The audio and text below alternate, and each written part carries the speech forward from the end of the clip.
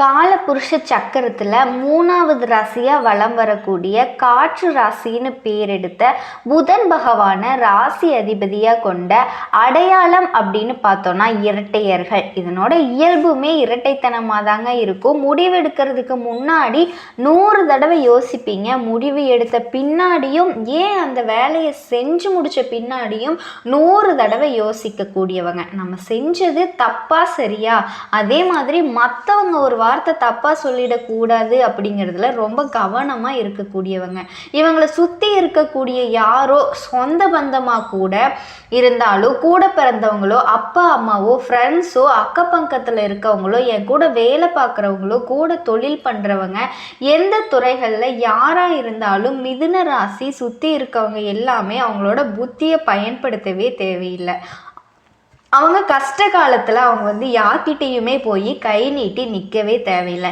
இவங்க கிட்ட ஒரு வார்த்தை சொன்னால் போதும், எல்லாத்தையுமே அரேஞ்ச் பண்ணி கொடுத்துருவாங்க. எல்லாருடைய வாழ்க்கைக்கும் ஒட்டு மொத்தமாக பொறுப்பாளியாக வாழக்கூடியவங்க இவங்க. ஆனால் பிதிரத்துக்கு ஒரு கஷ்டம் அப்படின்னா ஒரு ஈக்காக்காவோட பார்க்க முடியாது. கேட்டால் போதும் இதை சொல்லுவாங்க பெரியவங்க. ஒரே வார்த்தையில் பலன் கேட்க போனால் அவங்க ஈச்சமையை கத்திக்கிட்டு சுற்றிக்கிட்டு இருக்காங்க, எதுக்கால வர்றாங்க அப்படிங்கிற மாதிரி.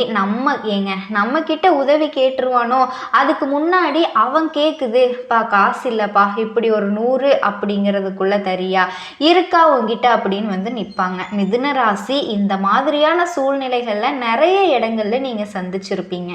இல்லைன்னு உங்களால் மறுக்க முடியுமாம்மா? அதெல்லாம் இருக்கட்டும், சொல்ல வேண்டியதை சொல்லு அப்படின்னு ஒரு சிலர் யோசிப்பீங்க.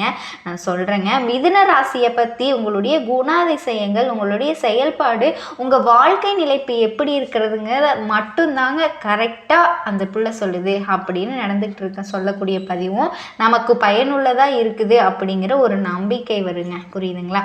ஏன்னா ஒட்டு மொத்தமாக நம்ம சொல்லக்கூடிய மிதுன ராசிக்கு சொல்கிறேங்க அப்படின்னு நான் சொன்னேன் இல்லையா, அது ஒரு பிரிமாணமாக இருக்காது. மிதுன ராசிக்காரங்க புத்திசாலிங்க. ஆனால் இப்போ தன்னம்பிக்கை, தைரியம் எல்லாத்தையுமே இழந்து நிற்கிறீங்க. ஏன்னா கஷ்டத்துக்கு மேலே கஷ்டம், அடி மேலே அடிங்கிற மாதிரி இருந்துச்சு நிற்கலான்னு நினைக்கும் போதே படுக்க போடக்கூடிய அளவுக்கு பாதகமான விஷயங்கள் நடந்துட்டு இருக்குது வாழ்க்கையில். எதனால் எங்கன்னு கூட யோசிக்க முடியல. எல்லாரும் புத்திசாலியும் சொல்கிறீங்க, ஆனால் மிதுன ராசியோட வாழ்க்கை அப்படிங்கிறது பல சிக்கல் முடிச்சுகளை போட்டு தான் இருக்குது. இது இல்லைன்னு உங்களால் மறுக்க முடியுமா? இப்படிப்பட்ட நிலையில மிதுன ராசிக்காரங்களே உங்களுக்கு தெளிவை கொடுக்கக்கூடிய வகையில் ஒரு விஷயம் நடக்க போகுதுங்க. காலமாக கஷ்டப்படக்கூடிய மிதுன ராசிக்காரர்களுக்கு 100க்கு 100% நம்ம சொல்லக்கூடிய விஷயங்கள் நோட் பண்ணி கூட வச்சுக்கோங்க, கண்டிப்பாக நடந்தே தீருங்க. இதோட நீங்கள் அனுதினமும் செய்யவே கூடாதுங்கிற விஷயம் என்ன தெரியுங்களா? அதையும் நீங்கள் நோட் பண்ணி வச்சுக்கோங்க. நல்லது கெட்டது சொல்கிறதுக்கு ஆளாக இல்லை, என்ன கஷ்ட காலத்தில் உதவி செய்ய ஆளாக இல்லைன்னு புலம்பக்கூடிய உங்களுக்கு ஒரு விஷயம் சொல்கிறேங்க.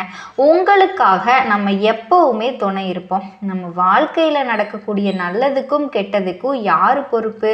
12 ராசியில் 9 நவக்கிரகங்களினுடைய ஆட்டம், 27 நட்சத்திரங்களினுடைய ஆதிக்கம், இது எல்லாமே போத்து தான் நமக்கு நல்லது கெட்டது தீர்மானிக்கப்படுது. அந்த நல்லதும் கெட்டதும் எந்தெந்த கிரகங்களால் நமக்கு நடக்குது, எந்தெந்த கிரகங்கள் இப்போ தனிமையில் இருக்காங்க, கூட்டாக இருக்காங்க, மாற்றம் அடைய போகிறாங்க, வக்ரகதியில் இருக்காங்க, இப்படி ஒரு சில விஷயங்களை நுணுக்கத்தோடு நாங்கள் சொல்லி கொடுக்குறப்போ ஒரு சிலர் இன்னும் ஒரு அட்வான்ஸாக பேசுவாங்க, ரொம்ப புத்திசாலித்தனமாக பேசுவாங்க.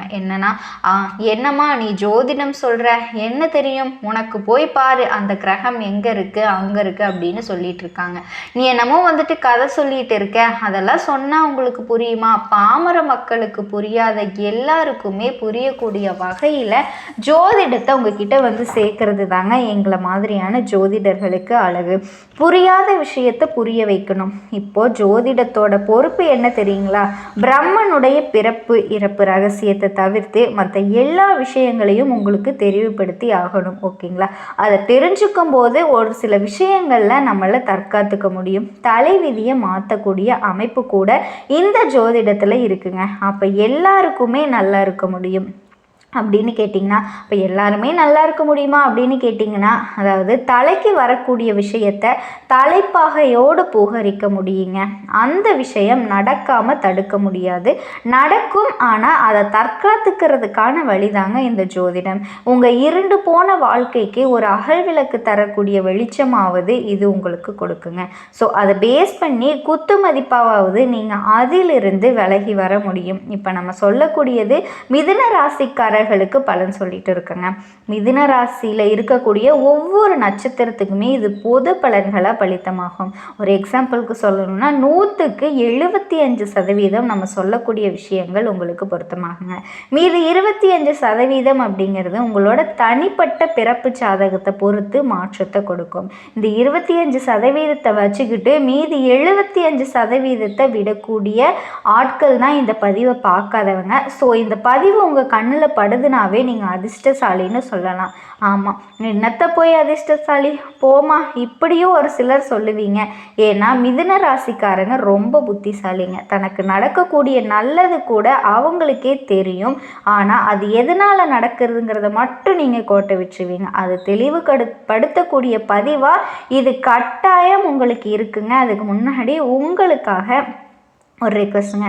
ஏன்னா இப்போ மனுஷனாக போகிற நம்ம எல்லாருக்குமே எல்லா விதத்துலேயும் ஏதாவது ஒரு கஷ்டங்கள் இருக்கும், சந்தோஷங்கள் இருக்கும். எல்லாரும் சந்தோஷமாக இருக்கா அப்படின்னு சொல்ல முடியாது. உங்களுக்கோ எனக்கோ எல்லாருக்குமே. ஆனால் அந்த கஷ்ட நஷ்டங்களை தெய்வத்துக்கிட்ட முறையிடுறதுக்கான வழிவகைகளை உங்களால் செய்ய முடியாமல் கூட இருக்கலாம்.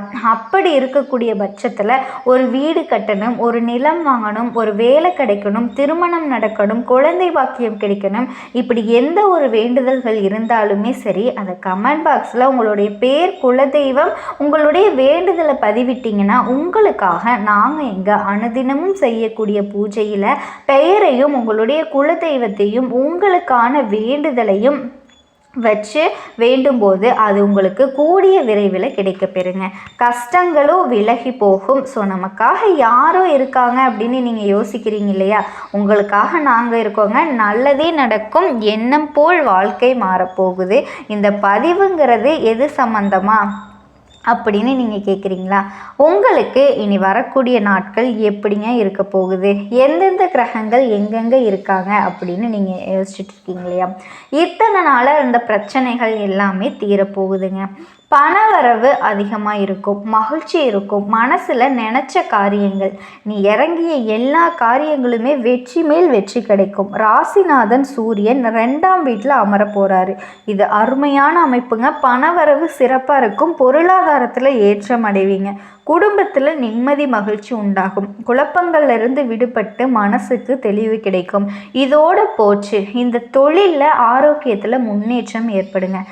வாக்குஸ்தானம் பலமடையுது. பேச்சுக்கு செல்வாக்கு, மரியாதை, மதிப்பு எல்லாமே கூடிக்கிட்டே போகும். உத்தியோகத்தில் இருக்கக்கூடிய பிரச்சனைகள் எல்லாமே விலகுங்க. உத்தியோகத்தில் மாற்றங்களை எதிர்பார்க்கலாம். புதிய வேலைக்கு முயற்சி செய்கிறீங்களா? நல்ல தகவலோட நல்ல வேலை கிடைக்கும். வருமானம் உயரும். புதிய தொழில் தொடங்கும்னு நினைக்கிறீங்களா? வாய்ப்புகள் அமையும். ஒட்டுமொத்தமாக உங்கள் வாழ்க்கை திருப்பு முனைக்கு தயாராக இருக்குங்க. காதல் உறவில் இனிமை கூடும். கணவன் மனைவிக்கிடையே அந்யூன்யம் அதிகமாகும். சுப செலவுகள் இருக்கும். முதலீடுகளில் லாபம் அப்படிங்கிறது சீராக இருக்கும். குடும்பத்தில் உங்கள் பேச்சுக்கு மதிப்பு மரியாதை கொடுங்க. பயணத்தில் ஆதாயம் உண்டு. உத்தியோகம், தொழில், வீடு, கல்வி எல்லா விதங்கள்லையுமே மாற்றம் இருக்குது. இந்த மாற்றங்கள் வாழ்க்கை உயர்வுக்கான திருப்பு முனையாக இருக்கும். இதோட ராஜபோகம், ஆன்மீகத்தில் நாட்டம் ஏற்படும். நீண்ட காலமாக போக நினச்ச புண்ணிய ஸ்தலங்களுக்கு போயிட்டு வருவீங்க. சுக்கிர பகவானினோட எழுச்சியால் ராஜபோகம் கிடைக்க பெறுவீங்க. கடவுளுடைய ஆசி பரிபூர்ணமாக இருக்குங்க. சுப காரியங்கள் நடக்கும். திருமணம் ஆகாதவங்களுக்கு திருமணம் கைகூடி வரும். குழந்தைகள் மீதான அக்கறை அதிகமாகும். கல்வியில் சிறப்பாக இருக்க போகிறீங்க. இதோடு நீங்கள் கவனமாக இருக்க வேண்டிய இடம்னா ஆரோக்கிய விஷயத்தில் கவனமாக இருக்கணுங்க. காது, மூக்கு, தொண்டை, சுவாசம், சளி, முதுகு, வயிறு சம்மந்தப்பட்ட விஷயங்களில் கவனமாக இருக்கணும். புதிய முதலீடுகளில் கவனமாக இருக்கணும். சேமிப்புகளில் அதிக ஈடுபாடு காட்டுவீங்க. சொகுசு வாழ்க்கை வாழ்கிறதுக்கான சூழ்நிலை இருக்குங்க. உங்களை பொறுத்த வரைக்கும் நீங்கள் வழிபாடு செய்ய வேண்டிய தெய்வம் மதுரை மீனாட்சி அம்மனை வழிபாடு செய்கிறதுனால சோதனைகள் எல்லாமே சாதனைகளாக மாறும். நல்ல பலன்கள் கிடைக்க பெறுவீங்க. அம்மனுடைய அருளாசினால் அற்புதமாக வாழ போகிறீங்க. கண்டிப்பாக மிதுன ராசிக்காரர்களுக்கு எதுலேயுமே சாதிச்சு வரக்கூடிய நாட்கள் வரப்போகுதுங்க. நீங்கள் எதிர்பார்த்த வாய்ப்புகள் கிடைக்கும். என்ன கொஞ்சம் அலைச்சல் மட்டும் அதிகரிக்கும். குடும்பத்தில் நிம்மதி நிலை உண்டாகுது. சிலருக்கு குழந்தை பாக்கியம் ஏற்படும். பூர்வீக சொத்துக்கள் இருக்கிற பிரச்சனைகள்லாம் முடிவுக்கு வரும். திருமண வயசுலேயும் தகுதிக்கேற்ற நல்ல வரன் அமையுங்க. புதுசாக இடம் வீடு வாங்கக்கூடிய முயற்சிகள் எல்லாமே வெற்றி கிடைக்கும். பெரிய மனுஷங்களோட ஆதரவு எல்லாமே கிடைக்குங்க. வரக்கூடிய வாய்ப்பை நீங்கள் கரெக்டாக பயன்படுத்திக்கோங்க.